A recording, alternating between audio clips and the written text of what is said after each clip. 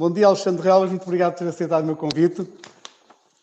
Alexandre, diga-me uma coisa, você é um empresário conhecido e de sucesso reconhecido, mas ao longo da sua vida foi sempre muito mais do que isso, mesmo publicamente. Assim que eu me lembro, sei que esteve muito ligado, penso até que foi presidente do Instituto Francisco Sá Carneiro, esteve também no Compromisso de Portugal, se não me engano, já há muito tempo, e noutras iniciativas. O que é que o move? Move-me o compromisso com a sociedade, o não me ser indiferente o que se passa na minha comunidade, o que se passa no meu país, e intervir em momentos em que sinto que tenho valor acrescentado. Eu vou um pouco contra a corrente relativamente à política. Acho que a política é uma atividade de uma enorme nobreza. Pensarmos e lutarmos porque aquilo que acreditamos em relação ao nosso país ou à nossa comunidade, penso a nível regional, a nível nacional, tem um enorme valor, tem uma enorme nobreza. E nenhum de nós deve ficar indiferente ao que se vai passando, e é esse o meu sentimento. Não me era indiferente o que acontece no meu país, sinto-me comprometido e procuro participar. E há múltiplas formas de participar, há pessoas com enorme mérito que participam através de organizações da sociedade civil. É, aliás, uma das grandes lacunas é termos uma organizações da sociedade civil mais fortes, devíamos todos participar mais. Ou a forma de intervenção que politicamente me pareceu sempre mais eficaz é através dos partidos políticos. Eu sou membro de um partido político, sou filiado num partido político, onde me revejo no essencial das minhas convicções e procurei sempre ter, no âmbito dessa vida partidária, procurei ter intervenção política. Numa fase da minha vida, 4 anos, tive uma intervenção política ativa, porque durante 4 anos, de 1991 a 1996, fui secretário de Estado do Turismo do 12º Governo Constitucional, em que era primeiro-ministro o professor Cavaco Silva, e fui secretário de Estado na equipa do engenheiro Faria de Oliveira. E devo dizer que foi dos anos mais motivantes da minha vida, apesar de ter tido sempre uma vida profissional em que tive imensa sorte e, portanto, muito ativa. Esses 4 anos tive o sentido de ter uma realização com impacto público, não público no sentido de prestígio ou de reconhecimento, mas impacto público no sentido de servir a comunidade. Eu acho que é uma forma de estar. Há múltiplas formas de estar, que qualquer pequeno empresário que cria um emprego está a ter um papel relevantíssimo na sua comunidade, qualquer homem que colabora na sua junta de freguesia está a ter um papel relevantíssimo na sua comunidade. O intervir politicamente pode ser uma vontade dentro daquela perspectiva que eu punha há pouco. Devemos lutar por aquilo que acreditamos. E há momentos em que a nossa ajuda, a nossa voz, ainda que pouco ouvida, ainda que não tenhamos a maior força, mas integrada num conjunto, pode levar a que as nossas convicções sejam realizadas. Alexandre, disse aí algumas coisas, disse tudo, mas algumas coisas que eu destaco, que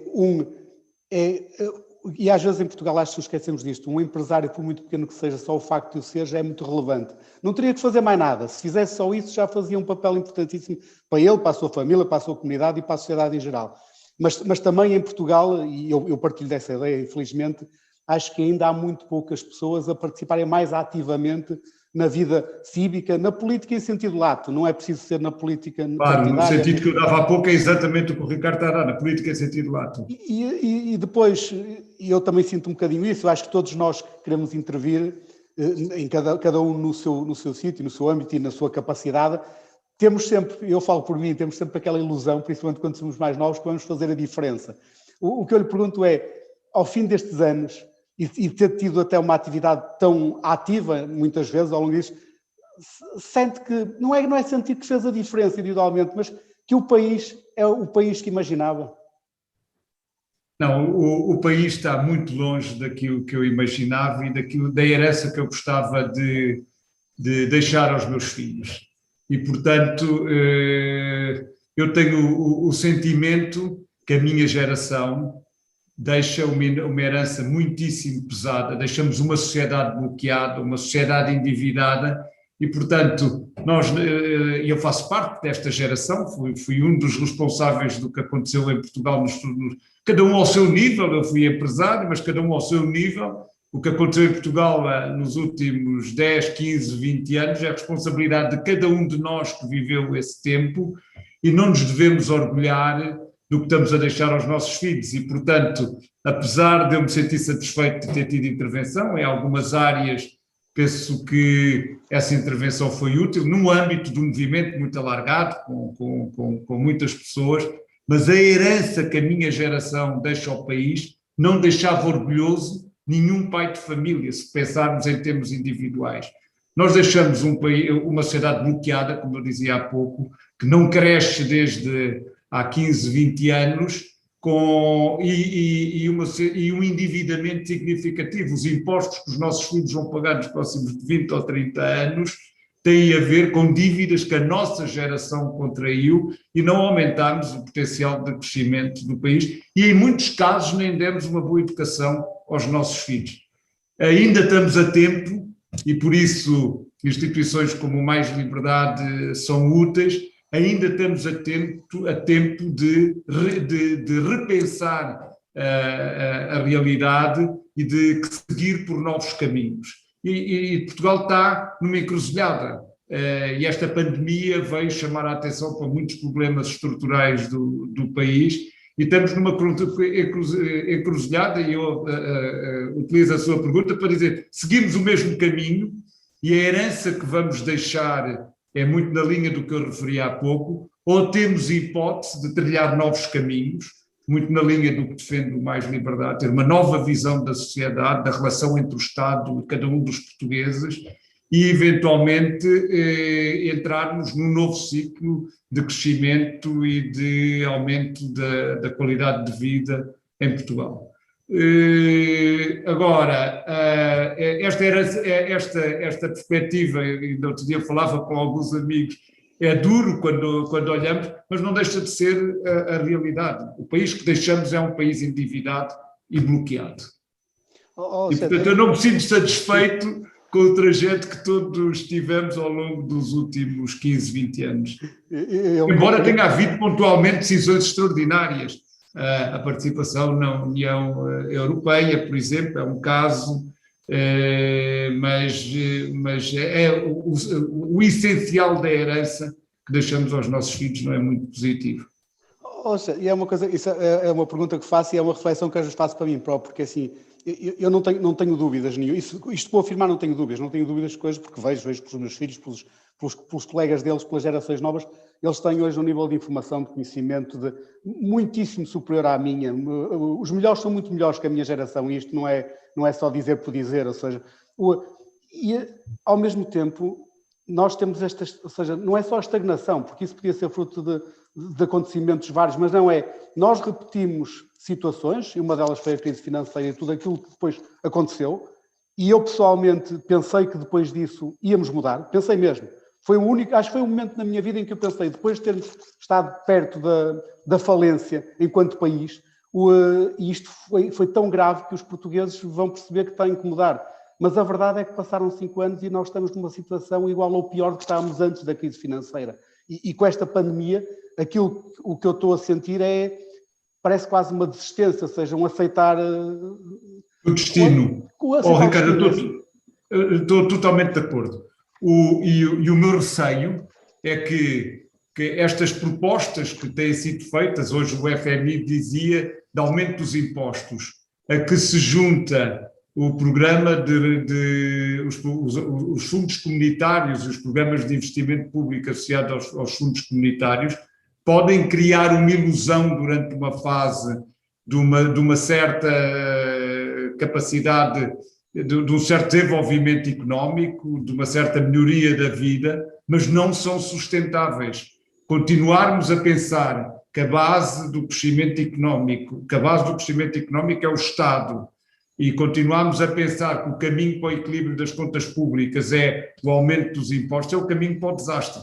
Eu hoje em dia não tenho dúvida nenhuma. O legado político, continuando no mesmo caminho, e ligando ao que dizemos há pouco, o legado político do atual Primeiro-Ministro, o legado histórico do atual Primeiro-Ministro e do atual Presidente da República vão ser um país mais pobre do que aquele que herdaram quando iniciaram funções. Nós vamos estar em 2025 entre os 5 países mais pobres da União Europeia. Isto tem sido sistemático, nós temos vindo a empobrecer em termos relativos de forma sistemática. E temos que repensar as bases de crescimento económico e é fundamental salvar o país deste estado. E estas são as 2 áreas em relação às quais é preciso novas ideias. Nós não podemos manter as mesmas bases do crescimento económico.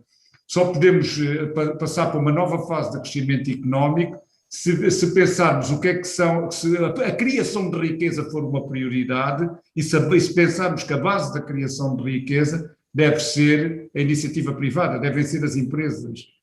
E o que aconteceu nos últimos anos é que a base da política económica tem sido a distribuição aos grupos sociais com maior, de que o governo depende eleitoralmente, tem sido o aumento de impostos significativos sobre a classe média e um crescimento, e agora, a que se vai juntar agora, um investimento público, e o investimento público e estes fundos públicos até vão criar uma situação que vão permitir eventualmente reequilibrar as contas públicas, mas tudo isto artificialmente, porque vai permitir desorçamentar a despesa, vai haver despesa pública que vai passar a ser paga por estes fundos europeus, vai haver investimento que vai ser pago por estes fundos europeus, e nós vamos voltar ao mesmo daqui a 4 ou 5 anos. As bases da política económica, as palavras-chave da política económica neste mundo novo têm que ser emprego, competitividade e exportações. E como nós sabemos, não é essa a realidade. E da mesma forma, nós não podemos continuar a ter um Estado da mesma natureza. Não podemos continuar a compadecer-nos com um Estado que falha em áreas fundamentais da sua intervenção, que tem, como eu dizia há pouco, como prioridade o apoio a grupos sociais que são a sua base eleitoral, que reduziu o investimento público a mínimos históricos, que hoje nem permitem a satisfação das responsabilidades do Estado em múltiplas áreas, que falhou em áreas fundamentais da sua intervenção, como a gente conhece, em termos da segurança, dos incêndios e o Sistema Nacional de Saúde, e que, apesar disso tudo, é um Estado que tem um valor de despesas de 40% e que se endividou até limites incalculáveis e que deixa uma herança para o futuro de endividamento. E este não pode ser o caminho a seguir de futuro.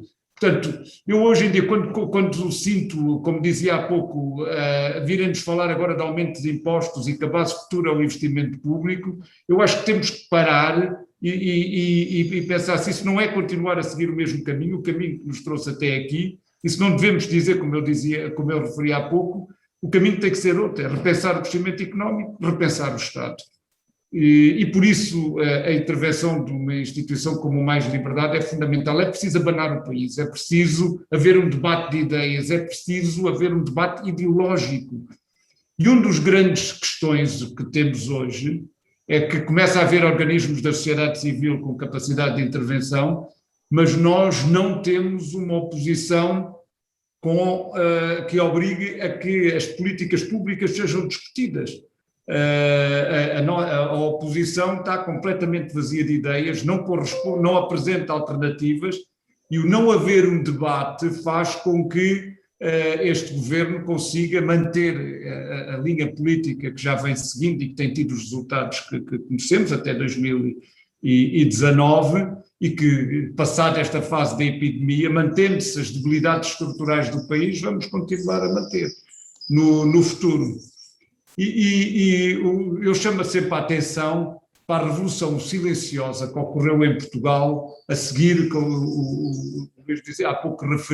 o Ricardo há pouco referia, que se seguiu à falência. Se pensarmos no papel que tiveram as empresas e no crescimento das exportações, As exportações portuguesas representavam 30% do PIB, passaram a representar 44% do PIB. Sem apoio do Estado, foram milhares de empresários que por ano, que todos os anos viraram para o exterior e fizeram com que as exportações portuguesas durante de 2011 a 2019 crescessem 5, 6% ao ano, crescessem 5 bilhões de euros, 4, 5 bilhões de euros ao ano. 4, 5 bilhões de euros é um número impressionante. E hoje Portugal exporta 90 bilhões de euros para as economias mais competitivas do mundo. Essa foi uma revolução silenciosa da qual não se fala, é talvez a alteração estrutural mais profunda que o país conheceu em termos económicos nos últimos anos, e é esse movimento que é preciso potenciar, é esse aumento das exportações, porque só isso é que vai permitir aumentar ordenados, aumentar funcionários públicos, aumentar o investimento na saúde, na educação, pagar a dívida pública, pagar a dívida externa. Esse é o caminho. E é isso, esse debate que faz falta ao país e que, por isso é que eu acho importante iniciativas como a vossa. Alexandre, essa questão, a questão das empresas, e eu sempre achei que, se calhar aconteceu não só porque os empresários, quando têm que lutar, lutam, e portanto quando não têm alternativa, viram-se, foi o que fizeram, depois da crise viraram-se para o mundo e arranjaram soluções. Viraram-se decisivamente para o exterior. Sem dúvida.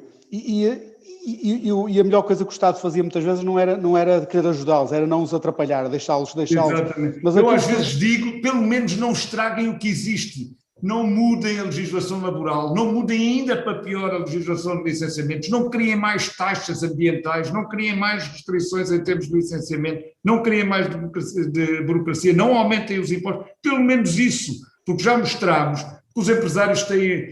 Vamos lá ver, se as empresas fossem geridas com o espírito com que o Estado é gerido, a realidade das empresas estavam falidas. Não tinham viabilidade... Aliás, como o Estado está também, não é? Portanto... Como o Estado está. Agora, nós temos que nos virar, tivemos que nos virar, porque é uma questão de sobrevivência.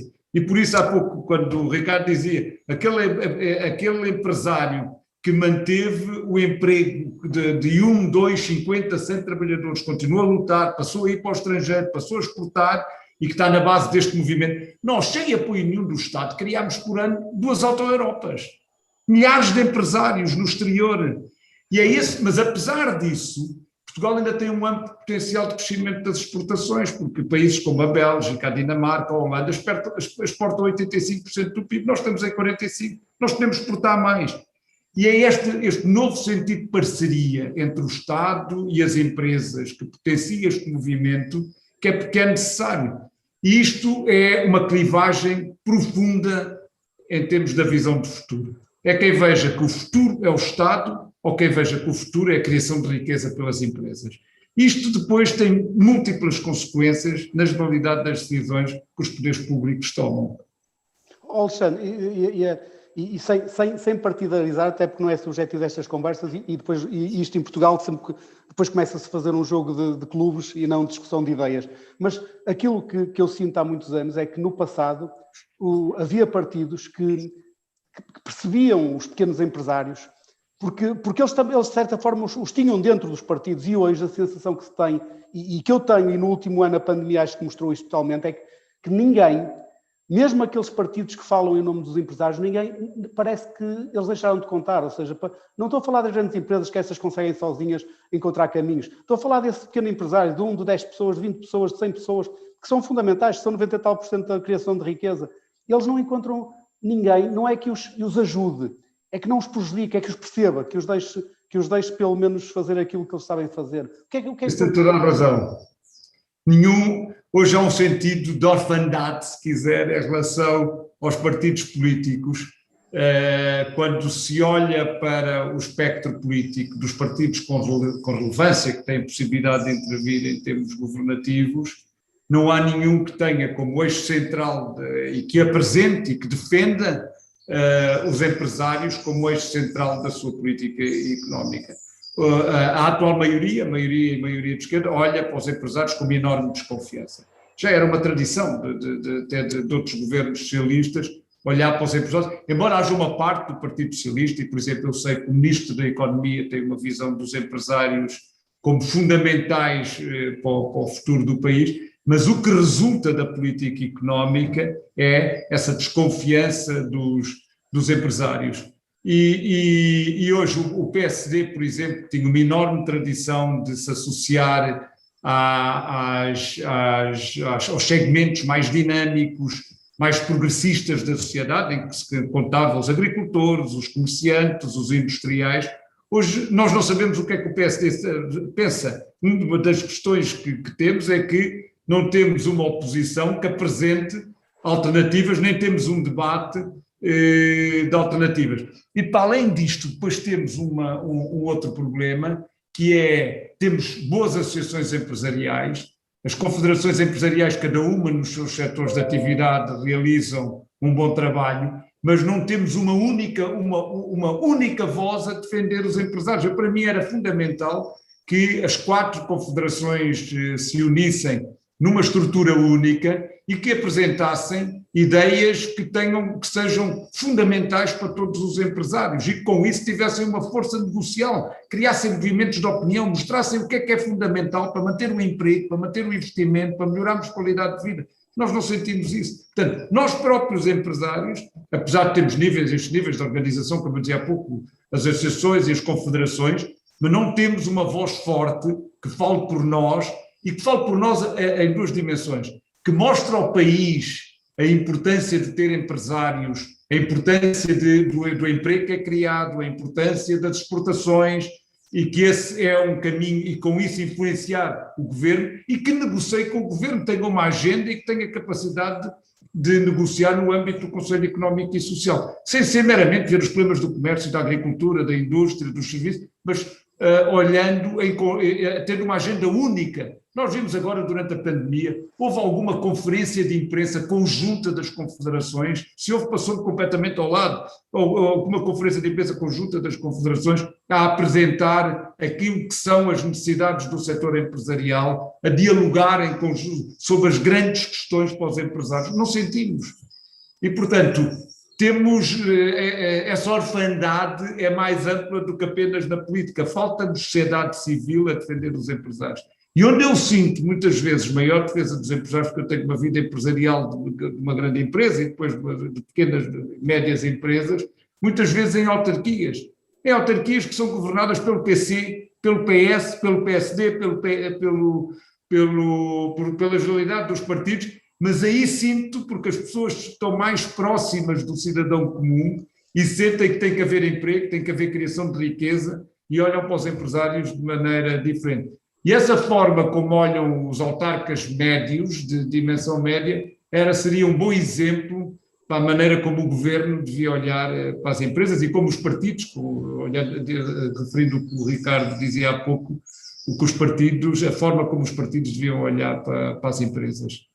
Aquela revolução silenciosa que eu referi há pouco não transparece, não é discutida. O valor e as... Vamos lá ver, não tínhamos ilusões. O desemprego passou de 17% para 6% por causa do emprego, apesar das políticas do Dr. Mário Centeno, que vinha falar lembram-se quando ele apresentou o programa, quando foi para o governo, era consumo e a base do desenvolvimento era o consumo. A base da redução do desemprego, a base do equilíbrio das contas públicas, a base do equilíbrio das contas externas, foi a força dos empresários anónimos, milhares de empresários, a aumentar as exportações do país. É para isto que é preciso olhar, mas para isso é preciso uma imagem nova. Sandro, agora andando um bocadinho para trás, para voltar outra vez ao presente. O Sandro nasceu em África e, pelo que eu sei, viveu até à sua... Eu gosto de dizer que sou um dos últimos filhos do Império. Um dos últimos filhos do Império. E a minha questão era um bocadinho essa, ou seja, alguém que nasce em África e vive até à sua adolescência em África, com aquela imensidão, não é? Com aquela amplitude, quando chega a Portugal, naquela altura, um país fechado, um país pequeno, com todas as... que eu hoje já nem me lembro bem como é que era, ainda tenho umas ideias, mas que era muito diferente do que é hoje. Como é que foi? Como é que foram os primeiros anos? Como é que sentiu? O que é que... Não, mas o nosso sentimento foi muito para além disso, porque o meu pai tinha 5 filhos, teve que sair da África de repente, e isso foi um enorme abanão. Nós já estávamos para ter a ideia, os meus pais nasceram em África, tinha uma avó que nasceu em África, portanto eu estava já há muito tempo que não tínhamos qualquer ligação a Portugal, mesmo os meus pais não tinham nenhuma ligação, portanto tinham nascido em África. E o regresso, a dimensão não foi um fator, ou dos fatores mais marcantes. O que foi mais marcante foi as dificuldades económicas, as dificuldades sociais, as dificuldades de integração, por não se ter amigos, não se ter referências familiares aqui em Portugal. Mas, ao mesmo tempo, foi extraordinário a abertura dos portugueses de Portugal, a capacidade de receber. Eu só me apercebi da dimensão, da falta de dimensão, mais tarde, quando comecei a ter maior consciência, porque eu fui para a gestão e, portanto, comecei a ter maior consciência do que era viver num país de 10 milhões de pessoas. E por isso eu sempre fui um entusiasta da adesão à União Europeia, de uma União Europeia sem fronteiras, para que tenhamos esse espaço. Agora, o problema de Portugal não são os 10 milhões, não são sermos 10 milhões e não é a dimensão do país. O problema de Portugal é das políticas e, portanto, apesar de impor limitações, que eu acho que a sua questão é interessantíssima, mas vimos o que aconteceram estes 10 últimos ou 15 últimos anos. O limite para a generalidade destes portugueses que fizeram com que as exportações aumentassem foi o mundo. Foram vender para o Vietnã, foram vender para a África, foram vender em toda a Europa e em todos os setores de atividade. O que é impressionante é que aumentámos as exportações de forma generalizada em todos os setores de atividade e de uma forma geral em todas as geografias. Ou seja, eu às vezes quando penso nesse movimento de retorno a Portugal, que foram na altura, se não me engano, quase 10% de uma nova população, e uma população que teve que lutar pela vida. Fala-se em 500, 600 mil portugueses que voltaram nessa altura. Na altura nós tínhamos que 7, 8 milhões? Não, sei. Mais, tínhamos já 8, 9 milhões. Então seriam se calhar 6% ou algo de género. Sim, 6, 7%. Mas é muito, ou seja, e mais do que isso, é pessoas que são empreendedoras, pessoas que tiveram que lutar pela vida, portanto, porque vieram uma situação... O estado de necessidade levou a que as pessoas lutassem pela vida. O meu pai foi sempre empresário em África e aqui começou a ser empresário, o meu pai começou com uma empresa com uma pequena exploração agrícola e pecuária, mais até com uma dimensão pecuária. Depois abriu um negócio, muito na linha do negócio de produtos que vendia em Angola, e foi crescer, e hoje é uma empresa com uma certa relevância no seu setor de atividade. Entretanto, o meu pai já morreu, mas eu tenho irmãos a trabalhar nessa empresa. E isto era, como agora, quando foi das exportações, é o estado de necessidade, as pessoas tinham que se virar. Embora tivesse havido, eu lembro-me na altura, além do apoio de alojamento, dos hotéis e de famílias que recebiam outras pessoas, a nossa família, por exemplo, foi recebida por tios meus, porque quando viemos de repente, houve fortes apoios do Estado ao investimento através do IAD, não sei se o Ricardo se recorda, que era o Instituto de Apoio às pessoas que retornavam, mas houve um movimento enorme em todo o país destes 500 ou 600 mil retornados em termos de dinamização da atividade económica, que nessa altura tiveram um impacto fundamental, porque senão a crise que se tinha seguido ao 25 de Abril teria sido ainda mais grave. E a generalidade dos retornados 10 anos depois estavam integrados, houve aqueles momentos dramáticos, mas já estavam integrados. Mas a minha questão tem a ver com isso, ou seja, que eles foram fundamentais até para uma grande transformação, mas ao mesmo tempo esta coisa de ser português integrou-os para o bem, mas também eles não conseguiram mudar, ou seja, essa onda não conseguiu mudar Nós, na verdade, parece que há aqui algo que parece que é um fado que nós temos há 800 anos, em que nós integramos tudo e nunca mudamos. Mas eu não acho que... Eu acho que... Vamos lá ver, nós temos uma maneira de ser, uma maneira de estar, há bases que explicam a nossa situação, mas é um problema mais profundo do que esse. Eu há pouco tempo ouvia, num programa do Rui Ramos, uma coisa que me impressionou imenso, que no século XVIII, a saída dos jesuítas levou de Portugal a um colapso do sistema educativo. E esse colapso do sistema educativo no século XVIII só foi praticamente recuperado 200 anos depois.